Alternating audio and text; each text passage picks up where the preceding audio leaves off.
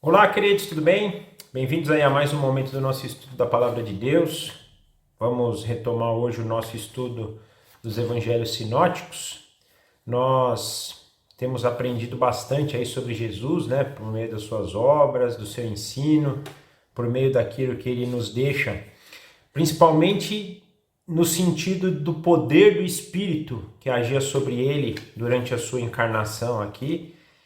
E o mesmo Espírito que está disponível para nós. Nós temos batido muito nessa tecla, né? E Jesus também nos disse, e nós vamos estudar essa passagem, de que faríamos obras maiores, não pelas nossas mãos, mas pelo Espírito que nos empodera para isso. O mesmo Espírito que empoderava Jesus. Mas antes vamos orar, pedir orientação de Deus para que a gente possa absorver esse momento da melhor maneira possível.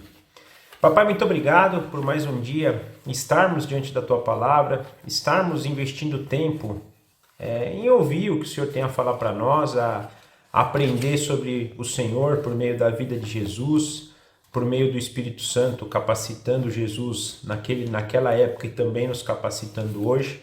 Nós somos muito gratos, porque tudo isso só é possível por causa do Teu amor, por causa do Senhor Jesus, que veio aqui a esse mundo pagar pelos nossos pecados, de modo que hoje podemos nos apresentar santificados diante do Senhor, não sermos fulminados diante da Tua glória.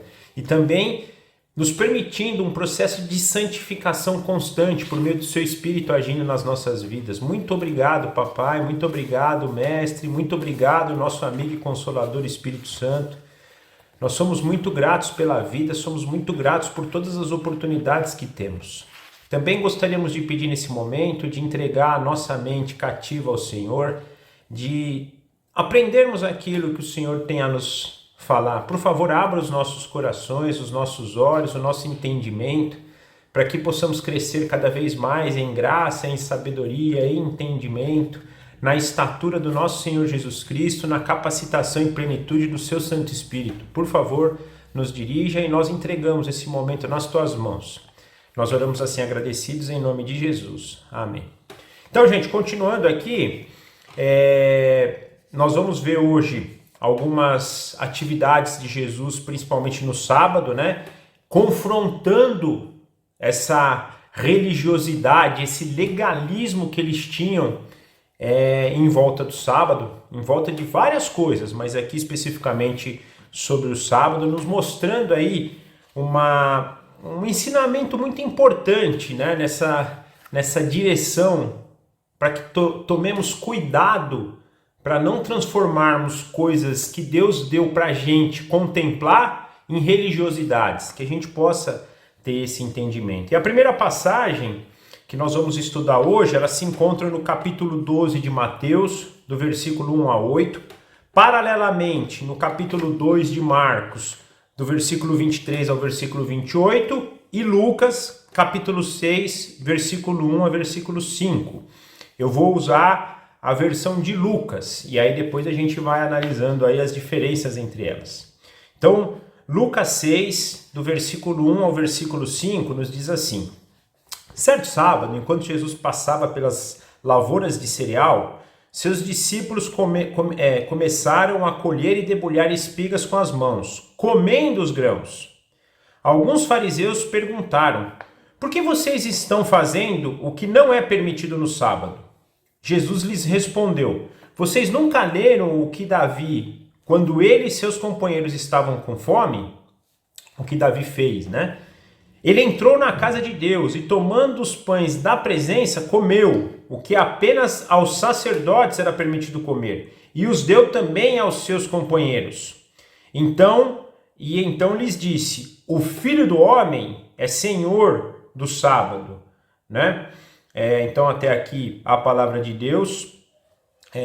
Jesus então, numa caminhada cotidiana deles ali na região, né, lembrando que Jesus e os discípulos, eles faziam, né, toda uma peregrinação. A gente falou disso ali, primeiro no momento ali da Galileia, depois eles iam para a Judéia, voltavam para Galileia, passaram por Samaria, como a gente vê no Evangelho de João. Então eles eram muito dinâmicos e muitas vezes eles não tinham todo o conforto, não tinham as condições necessárias, né?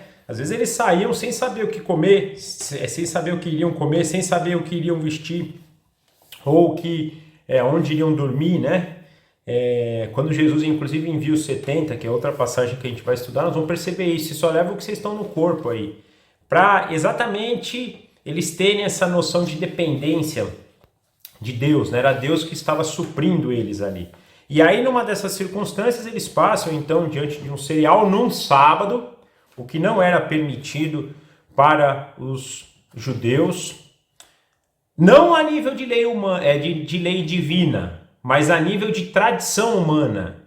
Os judeus, eles criaram tantas coisas em relação à lei, tantas tradições, que vocês obedecer à lei para Israel ficou algo pesado, ficou algo que era muito mais de cumprimento de um suposto sacrifício do que aquilo que realmente importava, que era o coração.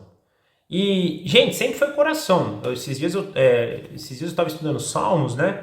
E Salmos sempre dá isso. Deus não quer sacrifício externo só. Deus quer um coração quebrantado, um coração entregue, um coração que realmente se sacrifica no íntimo, né? Se entrega no íntimo, não só aquele sacrifício externo. E eles usavam o sábado como um desses sacrifícios internos. Eu cumpro o sábado, a ponto de ter, eu não lembro o número, mas eram muitas leis, acima de 50, acho que 70, ou até mais, eu não me recordo aqui.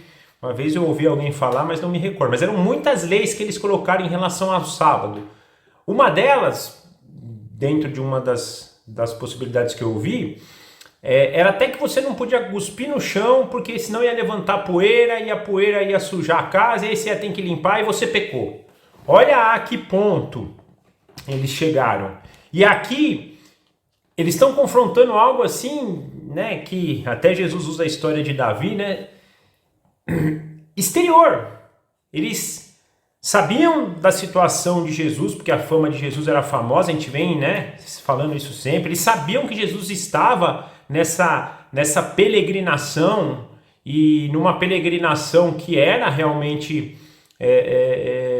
não digo de necessidade, né, mas era uma peregrinação que eles não tinham muitas coisas, né, eles não tinham muito o que comer, o que vestir, então eles precisavam de apoio, eles sabiam disso, eles veem então os discípulos fazendo isso e vai no legalismo deles, né, mesmo falando, podendo pensar, pô, eles estão com fome, eles estão precisando comer, né? Mas não, eles não olham para a necessidade da comida ali, eles olham para o legalismo do sábado. Não, vocês estão fazendo isso no sábado, vocês estão debulhando, vocês estão colhendo no sábado, debulhando no sábado, e isso não é permitido na lei. E aí Jesus vai utilizar uma passagem do Antigo Testamento que se encontra em Samuel, né? 1 Samuel no capítulo 21, demonstrando que para Deus isso não é importante. Por quê? Porque Davi fez algo parecido. Davi, quando estava fugindo de Saul, ele chegou lá para falar com Aimeleque, né, que era o sacerdote da época, aonde se fazia ali, onde estava a arca, e ele estava com muita fome, e o sacerdote fala, olha, eu não tenho outra coisa para você comer, senão o pão da proposição, o pão da presença, que era aquele pão que era dedicado e consagrado a Deus, e somente os sacerdotes podiam comer. E gente, a gente sabe que no templo ali, naquela região ali onde ficava a arca, tudo que se fazia conforme a vontade, contra a vontade de Deus, a pessoa sofria grandes consequências. Por exemplo, os próprios filhos de Arão, quando queimaram incenso estranho, foram fuzilados, né? Fuzilados, me fugiu a palavra correta aqui, foram queimados lá, né? Foram mortos, melhor dizendo. Né? E Jesus fala, Davi, ele entrou lá, comeu esses pães, seus companheiros, né, aqueles que estavam acompanhando Davi também comeram, e eles não foram, porque para Deus aquilo não foi uma afronta, não foi um pecado, não, eles estavam em necessidade. Davi era um homem que se relacionava com Deus, e Deus sabia do coração de Davi, então não se tratava do ato externo de Davi, mas sim do coração, como é que era o coração de Davi. Então, na verdade, Deus não se preocupou com aquilo que Davi fez, mesmo não sendo algo que era possível, porque aquele pão era só para o sacerdote. Então Jesus fala a mesma coisa, vocês estão olhando para algo errado. Vocês estão olhando para uma coisa exterior quando vocês não sabem o interior, quando vocês não sabem a obra que eu estou fazendo aqui. E a obra de Jesus era uma obra muito maior que a obra de Davi. E os discípulos apoiavam, os discípulos eram os companheiros de Jesus naquela época. Como Davi tinha seus companheiros na época de Davi, Jesus tinha os seus, e a obra de Jesus era muito maior que a de Davi. Então eu falo, vocês estão olhando para uma ordenança, vocês estão olhando para um sacrifício, e estão esquecendo da obra e daquele que está fazendo a obra. Do coração daquele que é o único coração 100% ligado com o coração de Deus, ou seja, o coração do próprio Deus. E como a gente pode perceber, Jesus já tinha dado até aqui várias oportunidades de mostrar que ele era Deus. Essa semana também eu estava vendo a passagem de João, quando Nicodemos fala, né, com Jesus. Nicodemos começa falando isso para Jesus. A gente sabe que as obras que você faz são obras de alguém que vem de Deus. A mensagem de Nicodemos. Então aqui, isso é dito lá no começo do Evangelho de João, provavelmente então ali no começo da vida, né, de Jesus. Mostrando isso, Jesus já tinha dado para esse povo aqui, para os líderes e para todo mundo, essa possibilidade, essa verdade de que ele era Deus, né? Mas mesmo assim, eles perdem o dia da visitação do Senhor em detrimento de um sacrifício, de uma ordenança, de uma regra humana que, pega de Deus, foi transformada em algo pesado, uma tradição que eles mesmos muitas vezes tinham dificuldade, né, de cumprir. Inclusive, eu li Lucas, mas Mateus vai muito, né, nessa direção, né, brigar com eles, né? Versículo 7, se vocês soubessem o que significa estas palavras, o Evangelho de Mateus, versículo 7 do capítulo 12. Desejo misericórdia, não sacrifícios, não teriam condenados inocentes, pois o Filho do Homem é o Senhor do sábado. Então, só repetindo aqui, se vocês soubessem o que significam essas palavras, desejo misericórdia, não sacrifício, não teriam condenado inocentes, pois o Filho do Homem é Senhor do sábado. Jesus falando, se vocês soubessem, né, da obra, se vocês olhassem para a visitação de Deus, vocês não estariam preocupados com isso, vocês iam estar apoiando, vocês teriam um coração quebrantado, um coração misericordioso, né? E eles não, eles perderam essa visitação, eles perderam a oportunidade, né, de contemplar a obra de Deus, e nós vamos ver que isso vai se transformar em algo muito mais pesado daqui a pouco, em relação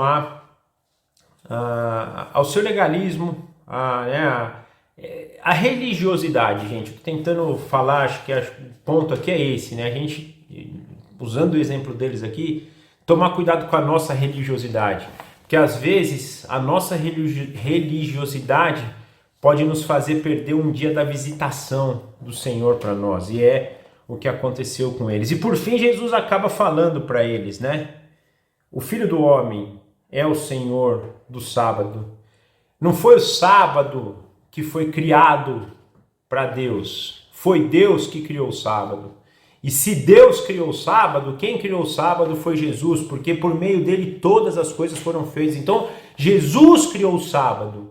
Se eles soubessem disso, se o próprio Deus que criou o sábado está usufruindo desse sábado, por que não eu? Por que não deixar isso por eles, né? E o sábado também, o que eu penso, isso foi dado então depois da saída do Egito, né, nos 10 mandamentos lá, na lei, desculpa, né, com Moisés, era mais para isso, porque quando eles eram escravos no Egito, eles trabalhavam todos os dias, eles não contemplavam, né, e o sábado, a nível de contemplação, é o verdadeiro propósito, ou o domingo, ou o dia que a gente guarda para estar com o Senhor, é um dia de contemplação, né, é um dia que a gente larga a força do nosso braço para estar com a força de Deus. E se Deus nos dá todas as coisas, por que não, né, a gente tomar posse disso?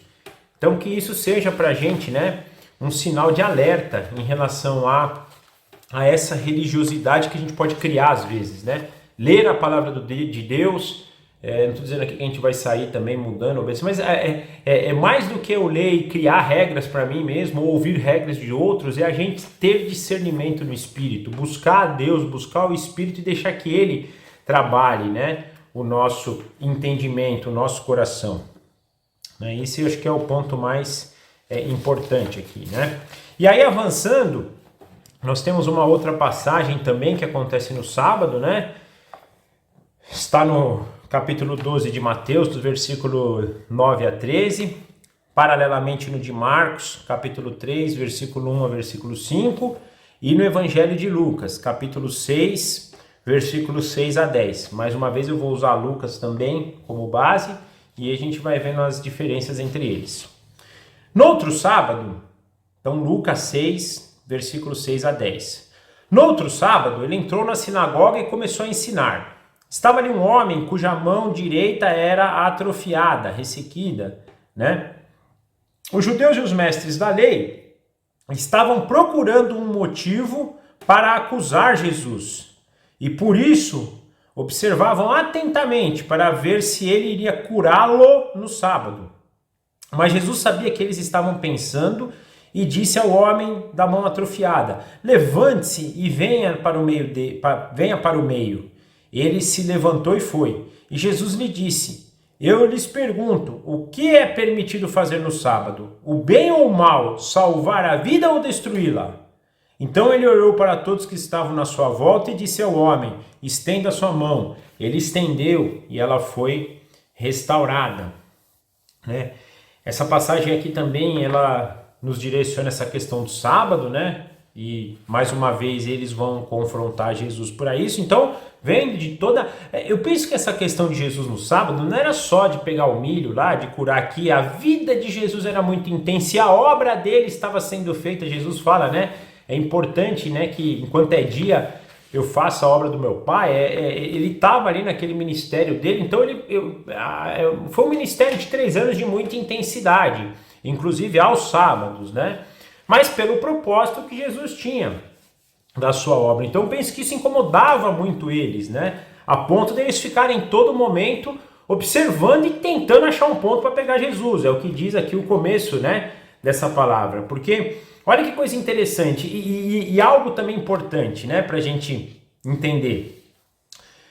Ele entrou na sinagoga e começou a ensinar.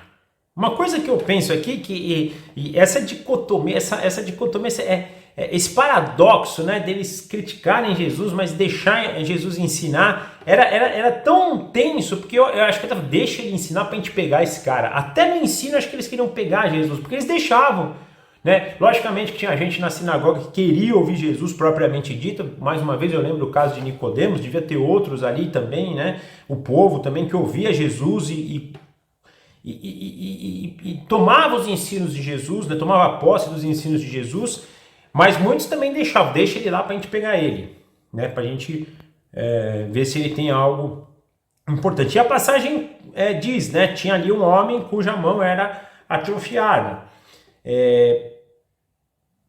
Penso aqui que esse homem, ele não estava ali, né, se mostrando para todo mundo, né? Provavelmente ele estava com a mão escondida ali para ninguém ficar vendo, né? Ou no canto, como uma pessoa normalmente que tem algum tipo de, né, de vergonha, que ela sente vergonha, né? Ela se esconde um pouco. Esse homem estava ali, né? E Jesus ensinando. E aí, no versículo 7, eles falam, né? Eles estavam procurando um motivo para acusar Jesus, né? Inclusive na passagem de Mateus, versículo 10 diz, né? Eles perguntaram para Jesus durante esse ensino: é permitido curar no sábado? Então eles não só estavam pensando, mas eles perguntaram, né? Lucas fala... E Jesus, no versículo 8 de Lucas, Jesus fala aqui, né? Ele sabia o que eles estavam pensando, ou seja, eles perguntaram e Jesus já sabendo, né? Falou, eles estão querendo me pegar aqui, né? Com essa pergunta aqui, né? E Jesus, no versículo 11 de Mateus, dá uma resposta para eles. O versículo 11 nos mostra isso, né? quando eles perguntam se é permitido curar no sábado, Jesus fala, veja, se vocês tiverem uma ovelha e ela cair no buraco, vocês não vão lá pegá-la? Vocês não vão tirar ela de lá? Já é uma pergunta retórica, tipo assim, sim, vamos lá tirar, né? E aí Jesus fala, vocês são hipócritas, assim, não fala aqui, né? Mas penso que tem essa direção, porque no versículo 12 ele diz, quanto mais vale um homem do que uma ovelha. Portanto, é permitido fazer o bem no sábado. E olha o que Jesus está falando aqui. Eles perguntam, é permitido curar? Ou seja, trabalhar, fazer? E Jesus responde, é permitido fazer o bem. Aquela obra não era em favor de Jesus e o sábado era muito disso, a gente tirar um tempo nosso das nossas obras, do nosso favor. Aquela obra era para o próximo, era uma obra de amor, era a essência de Deus. Deus é amor, então era uma obra de amor. Eu estou curando uma pessoa, mas não é obra, é um bem. A cura é um bem que a gente propõe. E ele vai nesse cerne de falar, cara, vocês dão muito mais valor aos bens de vocês, que se fosse uma ovelha de vocês, vocês iriam lá resgatar, do que ao próximo de vocês, que é aquele que realmente precisa de cura. Ele confrontando, olha só, a religiosidade de vocês, se na passagem anterior me veio à mente que eles, pela religiosidade deles, eles perderam a visitação de Deus, nessa passagem, a religiosidade deles afasta eles de servir ao próximo, afasta eles de fazer o bem. Olha o que a religiosidade traz para a gente. Nos obstrui de perceber a visitação de Deus e nos obstrui de fazermos o bem. Principalmente aquilo que é em favor do nosso próximo, né?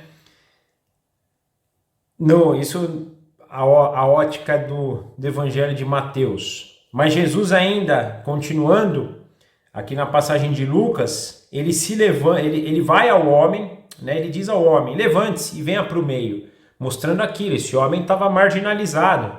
Ele traz esse homem para o meio da atenção. Provavelmente o homem com vergonha pela mão ressequida, mas mesmo assim o homem corajosamente vai, até porque provavelmente ele estava revestido de fé aqui, né? Ele foi curado, ele provavelmente ouviu o que Jesus fazia, talvez pudesse até estar ali pela própria presença de Jesus. Ele levantou e foi. E aí Jesus, pela passagem de Mateus, até um pouco antes, pergunta então para eles, é permitido fazer no sábado, bem ou mal, salvar uma vida ou destruí-la? E pede para o rapaz estender a mão, ele estende a mão e ele restaura a mão desse homem. De novo, uma obra de Deus, não reconhecida por eles. A ponto de, na sequência, versículo 14, do capítulo 12 de Mateus, versículo 6 do capítulo 3 de Marcos, versículo 11 do capítulo 6 de Lucas, diz assim: mas eles ficaram furiosos, começaram a discutir entre si o que poderiam fazer com Jesus, registrado no Evangelho de Lucas. No Evangelho de Marcos, então os fariseus saíram e começaram a conspirar com os herodianos contra Jesus sobre como poderiam matá-lo. Além de perder a visitação, além de fazer o bem, contrapondo Jesus, que anteriormente disse para eles, eu vim salvar vidas. No mesmo sábado, esses hipócritas começaram a tramar a morte de Jesus. Vou repetir, gente, versículo 9 do capítulo 6 de Lucas. Jesus disse, eu lhes pergunto, o que é permitido fazer no sábado, bem ou mal, salvar vida ou destruí-las? Um tempo depois, esses hipócritas que estavam criticando Jesus, procurar alguém, estavam procurando destruir a vida de Jesus. Então, o terceiro ponto da nossa religiosidade: não produzir vida, produzir destruição. Aqui eles falam de tirar a vida de Jesus, mas quantas vezes a gente não destrói a vida de uma pessoa afastando ela da igreja por causa da nossa religiosidade, humilhando essa pessoa, porque ela pode estar com um pecado que a gente, se achando bom pra caramba, não concorda. É a maldição da religiosidade. Perdemos a visitação de Deus, deixamos de fazer o bem ao nosso próximo. Pelo contrário, passamos a produzir morte. Por mais que não seja uma produção de morte física, mas quantas mortes espirituais, por afastarmos pessoas da igreja, podemos não estar produzindo pela nossa religiosidade. Essas duas passagens, assim, na meditação me trazem isso, essas três, né? Porque tem essa conspiração para matar Jesus. Olha o que a religiosidade pode causar na nossa vida.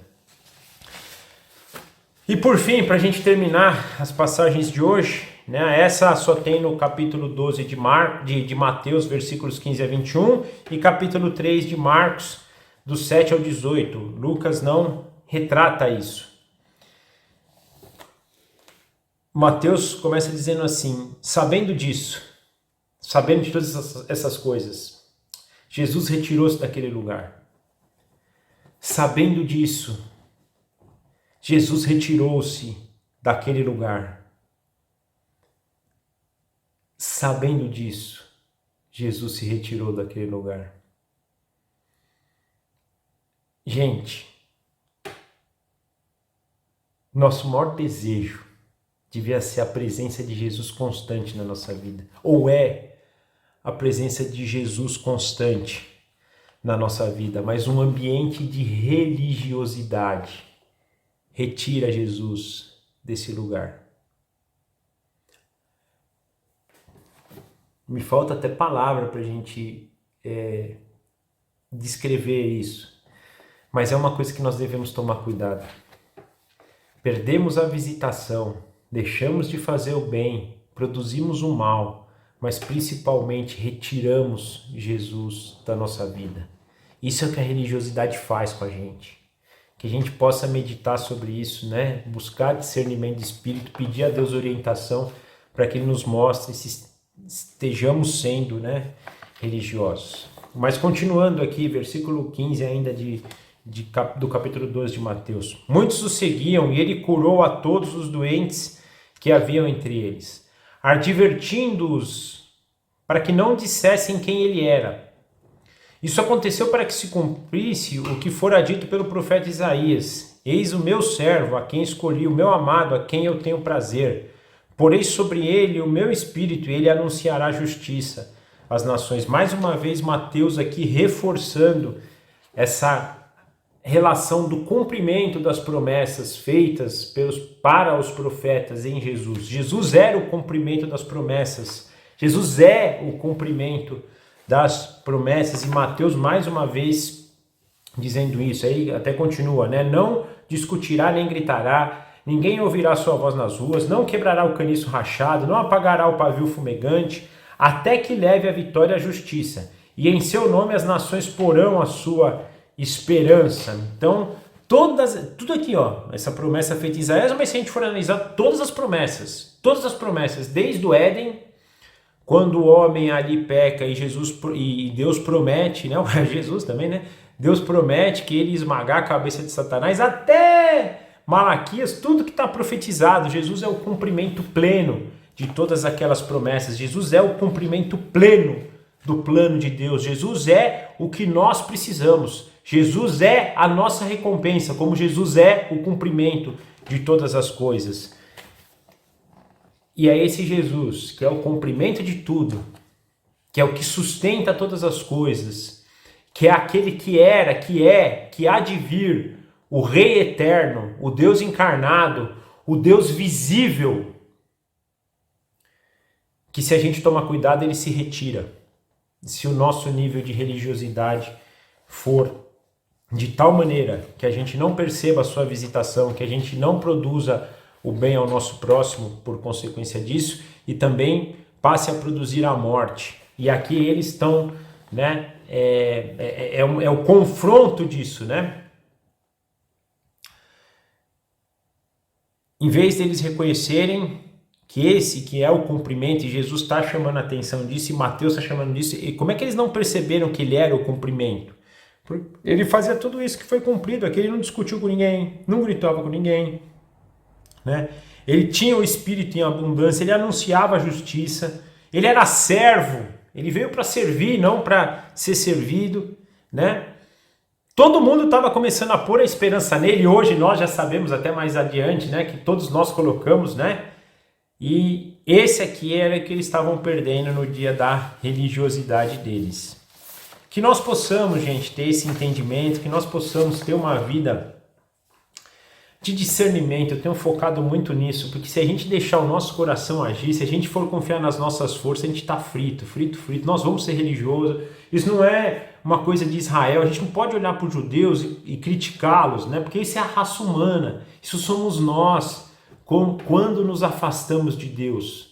Nós temos que ter esse entendimento de buscar o Espírito, buscar o discernimento, buscar a presença de Jesus, buscar a presença do nosso Papai Eterno.